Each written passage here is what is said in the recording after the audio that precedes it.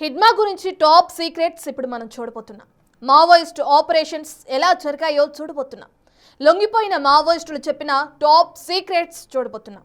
దేశమంతా సంచలనం సృష్టించిన మహేంద్ర కర్మ ఆపరేషన్ ఎలా సాగిందో చూడబోతున్నాం. దీని వెనుక ఎవరి మాస్టర్ మైండ్ పనిచేసిందో చూడబోతున్నాం. మాజీ మావోయిస్టులు ఆఫ్ ది రికార్డులో చెప్పిన నిప్పు లాంటి నిజాలేంటో డీకోడ్ చేద్దాం.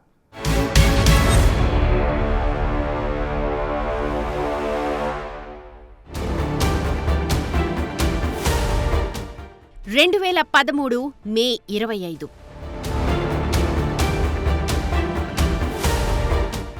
దర్బా ఘాటీ, సుక్మా జిల్లా, ఛత్తీస్గఢ్.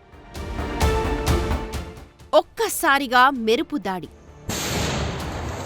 కాంగ్రెస్ పార్టీ చేపట్టిన పరివర్తన యాత్ర ముగించుకుని 25 వాహనాల కాన్వాయ్తో మహేంద్ర కర్మ సుక్మా నుండి జగదల్పూర్ వెళుతూ ఉండగా సుమారు 150 మంది మావోయిస్టులు చుట్టుముట్టి నాడు భారీ మారణ హోమానికి పాల్పడ్డారు.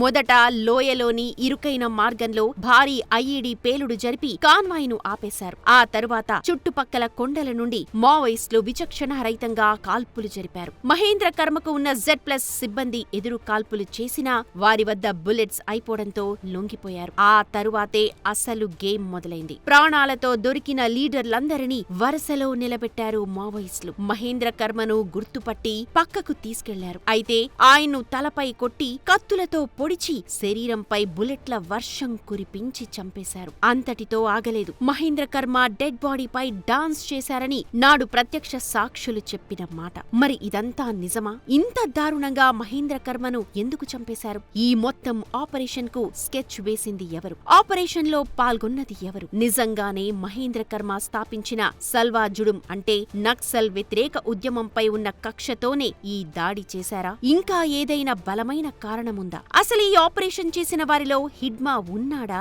లేడా? నాడు జరిగిందేంటి? బయటకు ప్రొజెక్ట్ అయిందేంటి?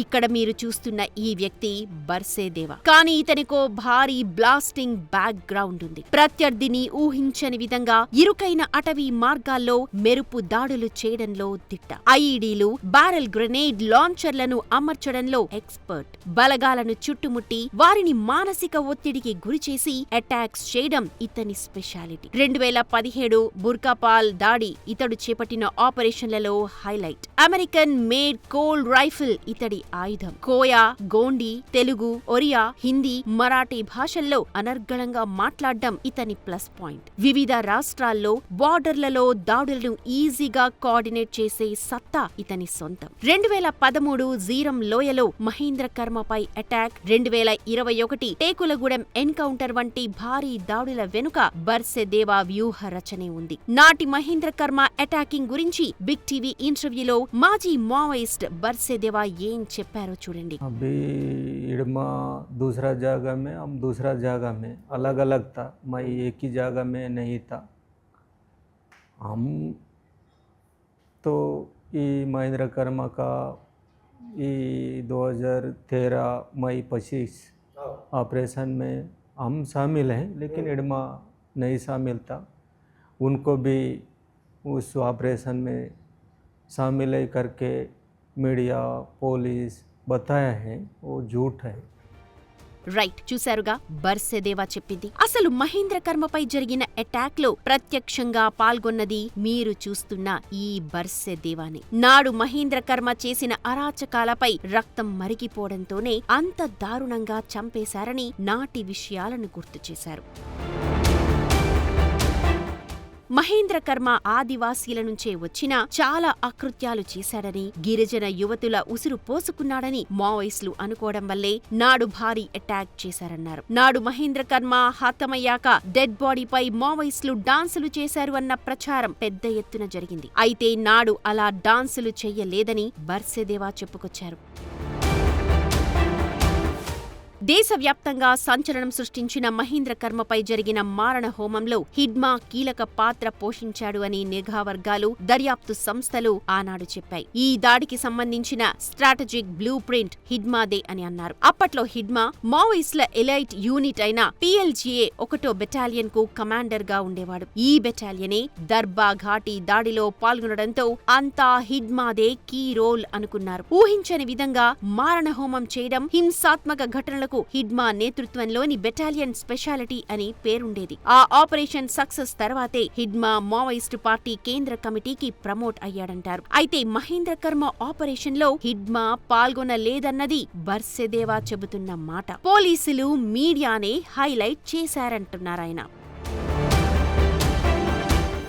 చాలా ఏళ్లు పోలీసులకు దొరకకుండా తప్పించుకున్న హిడ్మా గత ఏడాది నవంబర్ 18న ఆంధ్రప్రదేశ్, ఛత్తీస్గఢ్ సరిహద్దుల్లోని మారేడుమిల్లి అటవీ ప్రాంతంలో జరిగిన ఎదురుకాల్పుల్లో హతమయ్యాడు. హిడ్మా ఊరు ఛత్తీస్గఢ్లోని సుక్మా జిల్లా పువర్తి. బర్సేది పక్కనే ఉన్న ఓయూపారా గ్రామం. ఇద్దరిది పక్క ఊళ్లే. 15 ఏళ్ల సాన్నిహిత్యముంది. హిడ్మా చనిపోయాక తాను కంటతడి పెట్టానని చెప్పుకొచ్చాడు బర్సెదేవా. हिडमा शहीद होने के बाद मेरा को बहुत दुखी लगा हूँ।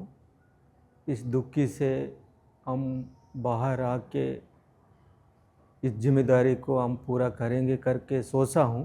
हम बीच में फंस गया, इसीलिए मैं सरेंडर किए हैं। హిడ్మా ఎన్కౌంటర్ తర్వాత పరిస్థితులు బాగాలేకపోవడంతో జనవరి 2న బర్సెదేవా తన సహచరులతో కలిసి తెలంగాణ డీజీపీ ముందు లొంగిపోయాడు. అయితే ఇంటర్వ్యూలో దేవా చెప్పిందేంటో ఒకసారి చూడండి.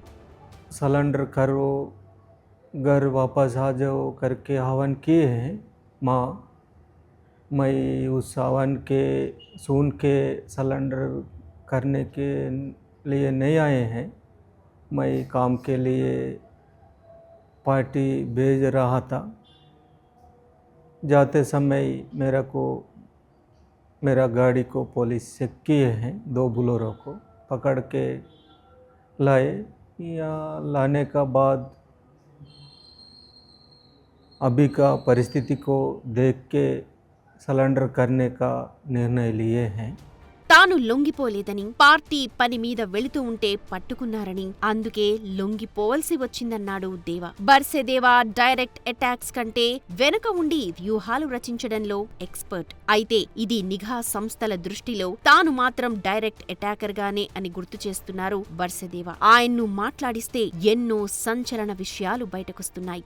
हम अभी जनता के साथ रहकर काम करेंगे या नहीं करेंगे, अभी हम निर्णय नहीं लिए हैं। हम बाद में सोचेंगे कि कैसा करेंगे, क्या करेंगे, बाद में हम सोचेंगे।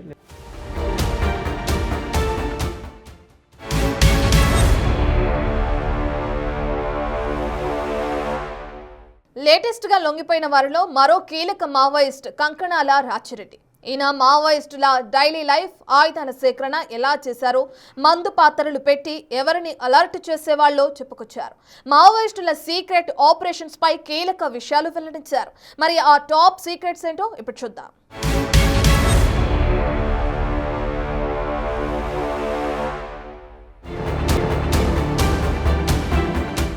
తెలంగాణ డీజీపీ ముందు లొంగిపోయిన రాజిరెడ్డి, బర్సెదేవా మామూలు మావోయిస్టులు కాదు. తాము అణచివేతకు గురయ్యామన్న ఉద్దేశంతో అన్యాయాలకు, అక్రమాలకు వ్యతిరేకంగా ఉద్యమానికి ఆకర్షితులై ఏళ్ల తరబడి పనిచేసి వ్యూహాలు రచించి అణచివేతకు గురైన వారికి తమతో అయినంత సాయం చేసి బయటకొచ్చామంటున్నారు. మరి మావోయిస్టుల ఉద్యమ ప్రస్థానం, మావో డైలీ లైఫ్ గురించి కంకణాల రాజిరెడ్డి ఏం చెప్పారో ఇప్పుడు చూద్దాం. ఇప్పుడు సమన్వయం లేదు, కనెక్టివిటీ లేదు.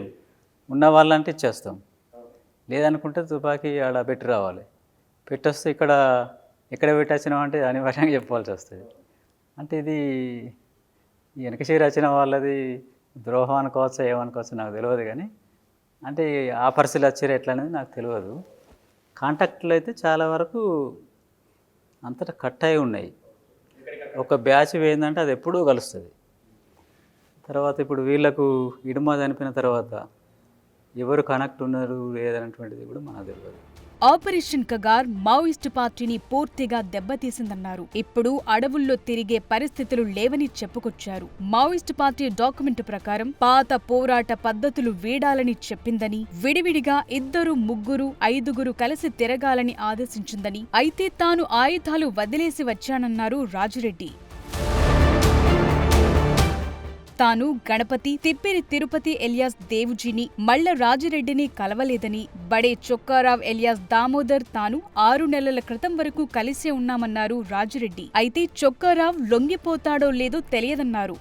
వాళ్ళ గురించి మనకు తెలియదు. ఇక్కడ దామోదర్ అయితేనో మేము కలిసి ఉంటాం, కానీ మల్లారాయరెడ్డి ఎక్కడ ఉంటో తెలియదు, గణపతి ఎక్కడ ఉంటో తెలియదు, వీళ్ళ విషయం మాకు తెలియదు కదా. మందు పాత్రలు అమర్చేటప్పుడు ఆ ఊర్లో వాళ్లకు చెప్పి పెట్టేవాళ్లమని, అందుకే అమాయకులు బలి కాకుండా ఉండేవాళ్లని ఓ సీక్రెట్ చెప్పారు రాజిరెడ్డి. పోలీస్ స్టేషన్లో సిబ్బంది పెద్దగా లేని టైం చూసి ఆయుధాలు పట్టుకెళ్లేవాళ్లమన్నారు. కొన్నిసార్లు సిఆర్పీఎఫ్ బలగాలపై దాడి చేసి వెపన్స్ ఎత్తుకెళ్లేవాళ్లమన్నారు. తాను మావోయిస్టు పార్టీలోకి వెళ్లటానికి దొరల ఆధిపత్యమే కారణమని మరో విషయాన్ని చెప్పుకున్నారు. తన సొంతూరు పెద్దపల్లి జిల్లా కాల్వ శ్రీరాంపూర్ మండలం కిష్టంపేటలో చాలా ఇబ్బందులు పడ్డామని, తాను జైలుకు వెళ్లొచ్చాక మావోయిస్టు పార్టీలో చేరానన్నారు.